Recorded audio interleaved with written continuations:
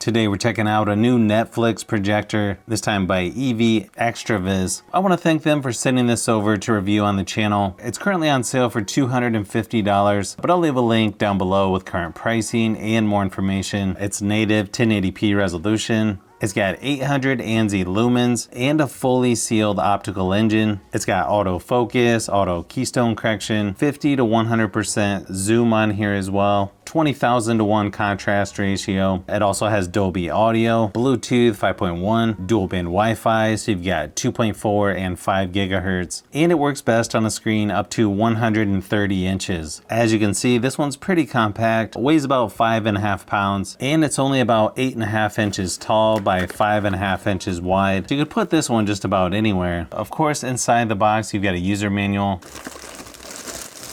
Surprisingly, this one does have 2 AAA batteries included.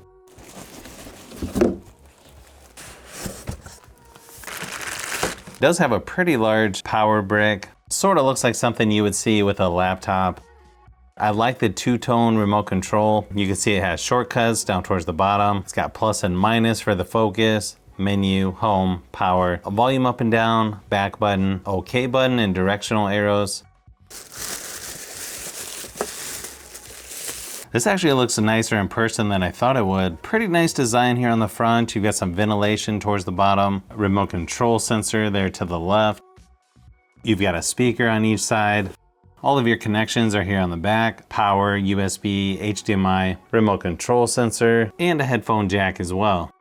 Typically, I prefer to have some more buttons on the top. It looks like just a power button here on the top with their logo, but it does have a clean look to it. Actually has some really nice silicone feet down here at the bottom and your mount right there in the middle if you want to put this on a ceiling. Once you plug in the projector, you may need to pair the remote control by hitting volume up and down at the same time, then choose language, projection, and then you can connect this to your Wi-Fi or do that later in the settings. The home screen on here looks very similar to some of the other Netflix projectors that I've tested recently, where you've got all the app shortcuts there across the middle, like Netflix, YouTube, and so on. But if you go to the arrow down, it's gonna show more apps under different categories. At the top, you've got search, input, and settings, where you can adjust setup, picture mode, audio, Bluetooth, network, projection, keystone, zoom, and focus. Nice thing is you can also use manual focus. You also have 4-point keystone correction if you'd like to adjust it that way versus the auto alignment. You've also got different picture modes, although I feel like the default setting looks pretty good as is. And then of course you can connect your own streaming device, which sometimes I prefer just because there's no setup time. I kind of wish this switched automatically to HDMI, but you have to choose that manually. The overall quality is better than I expected for a projector in this category. It's got good contrast, color accuracy seems fairly decent. It also seems to be bright enough to use with some lights on. Obviously it'll look better with all lights turned off. The screen shown here is about 105 inches. Just keep in mind this only goes up to about 130 inches for the best picture quality. So if you need a larger screen than that, this one might not be the best option. Built-in audio is much louder than I expected. I think it would work for a small to medium-sized room, but of course you'll get better sound using external speakers. Here's a quick sample just to give you an idea of what it sounds like.